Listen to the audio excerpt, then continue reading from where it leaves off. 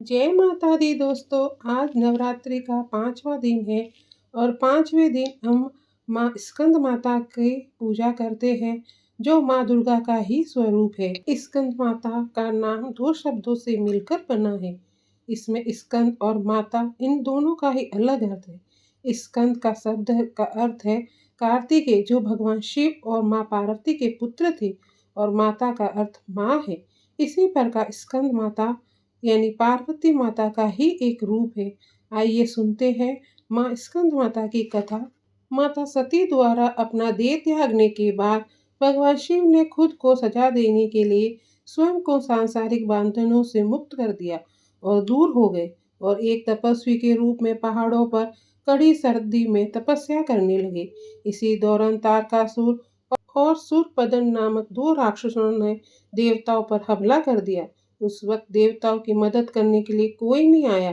तारकासुर और सूरपदन नामक दोनों राक्षसों को ब्रह्मा जी द्वारा वरदान प्राप्त था। उन्हें मारने के लिए शिव जी की संतान को ही आना होगा। उन राक्षसों ने चारों ओर कहर का माहौल बना दिया और अपने आसपास हर किसी को परेशान करने लगे। इन दोनों राक्षसों के द्वारा अत्याचारों को देखकर देवतागण भी चिंतित होने लगे। तब सभी देवतागण भगवान विष्णु जी के पास गए और उन्हें अपना दुख सुनाया, परंतु विष्णु जी उनकी कोई मदद नहीं कर सकते थे।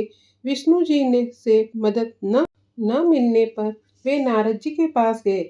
यदि वह माता पार्वती से भगवान शिव के प्रतीक के रूप में पाने के लिए तपस्या करने को कहेंगे, तब शायद भगवान जी उनसे शादी कर लेंगे और मिलन से महादेव की संतान जन्म ले, जो उन राक्षसों का वध कर सके। इसीलिए नारद जी के कहे अनुसार माता पार्वती ने भगवान शिव की पति के रूप में पाने के लिए घोर तपस्या की। उनकी भक्ति से खुश होकर भगवान शिव ने उनसे विवाह करने का निर्णय लिया।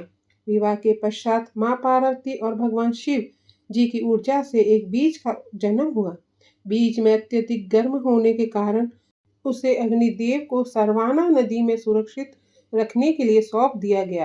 अग्निदेव भी उसकी गर्मी सह न पाए, इसीलिए उन्होंने उस बीज को गंगा को सौंप दिया, जो उसे आखिर में सरवाना झील में ले गई, जहाँ माँ पार्वती पहले से ही पानी के रूप में मौजूद थी। उस बीज को धारण करते ही वह गर्भवती हो गई। कुछ समय पश्चात कार्तिकेय ने अपने 6 मुखों के साथ जन्म लिया। कार्तिकेय के जन्म के बाद उन्हें तारकासुर और सूरपदन का विनाश करने के लिए तैयार किया गया। सभी देवताओं ने मिलकर उन्हें अलग अलग तरीके का ज्ञान दिया। राक्षसों से लड़ने के लिए उन्हें महत्वपूर्ण शस्त्र भी दिए गए। आखिर में कार्तिकेय ने सभी राक्षसों का वध कर दिया। इसी कारण भगवान माँ दुर्गा को स्कंद माता यानी कार्तिकेय की माता के रूप में भी जाना जाता है।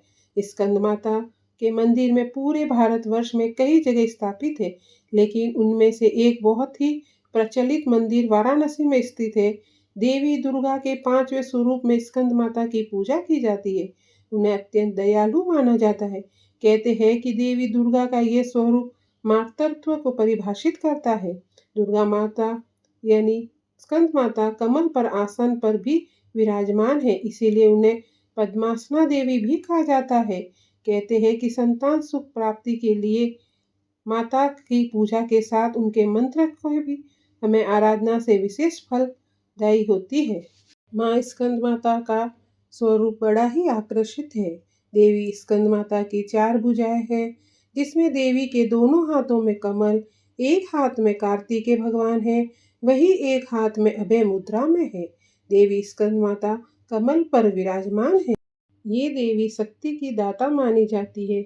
माँ स्कंद माता को सफेद रंग बहुत अधिक प्रिय है। माँ का प्रिय भोग है बेसन के लड्डू, केसर की खीर या फिर कोई भी अन्य पीली मिठाई माँ को बहुत अधिक प्रिय है। इसलिए इस 5वें दिन माँ स्कंद माता को आप पीली चीज से बनी हुई या पीले कलर की मिठाई ही माँ को अर्पित करें।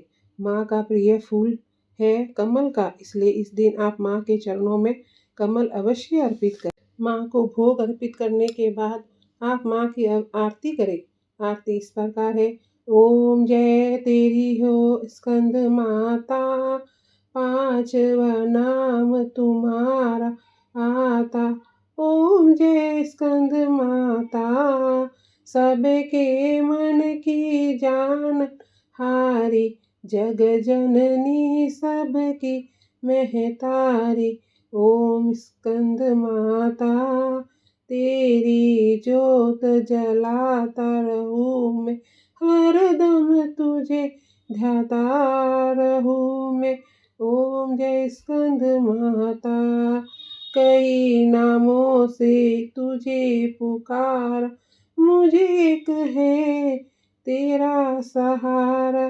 कहीं पहाड़ों पे है डेरा, कहीं शहरों में है बसेरा, हर मंदिर में तेरे नजारे, गुण गाए तेरे भक्त प्यारे। ओम जय स्कंद माता, भक्ति अपनी मुझे दिला दो, शक्ति मेरी बिगड़ी बना दो। इंद्र आदि देवता मिले सहारे, करे पुकार तुम्हारे द्वारे।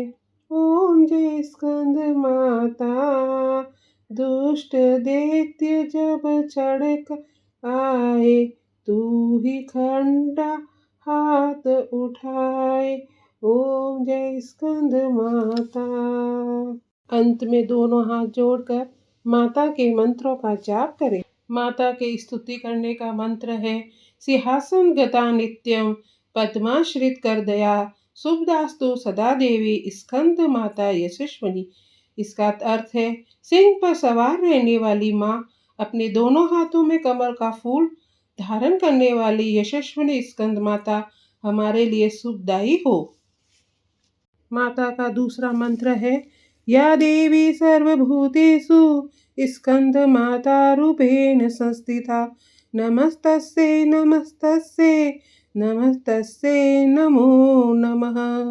आपकी पूजा जब संपूर्ण हो जाए तो आप ये एक माय उपाय जरूर करना, यह उपाय जरूर सुन लेना ताकि आपके आने वाले दिनों में भी काम आए। ये उपाय इस प्रकार है कि नवरात्रि के 5वें दिन यानी स्कंद माता की पूजा करने के बाद आपके घर में किसी भी लड़की या लड़के की शादी में अगर बाधा आ रही हो तो आपको करना क्या है कि आम के पत्ते पर, पत्ता एकदम आप साफ कर लेना, कटा फटा नहीं होना चाहिए, उस पत्ते के ऊपर एक हल्दी से स्वास्तिक बनाना और एक सिंदूर से और एक हल्दी से 2 स्वास्तिक बनाना है। जो आपने हल्दी का स्वास्तिक बनाया है उस पर सिंदूर लगे हुए यानी रोली लगे हुए चावल रखने हैं, और जो हल्दी का स्वास्तिक बनाया है उसके ऊपर सिंदूर के रखने, और सिंदूर का जो बनाया है उसके ऊपर हल्दी के लगे हुए चावल उसके ऊपर रखने हैं।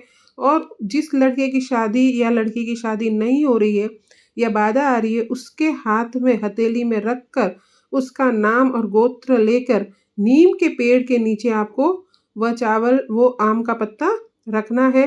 3-4 महीनों में आपको रिश्ते आने लगेंगे और शादी में जो बाधा आ रही है वह अवश्य दूर होगी। आप ये उपाय जरूर करें। इस प्रकार से दूसरा उपाय है जो सिद्ध उपाय है, नवरात्रि के 9 दिन पर माता रानी को आप 5 हरी इलायची और 5 ही मिश्री के दाने चढ़ाइए, और नवरात्रि के बाद आप इसे घर पर खीर, चाय, दूध में डालकर या खिलाने पर आपके घर के जो भी सदस्य हैं आप उन्हें ये खिला दीजिए। आपके सदस्यों का भाग्य उदय होगा और उनका शुक्र ग्रह भी मजबूत होगा।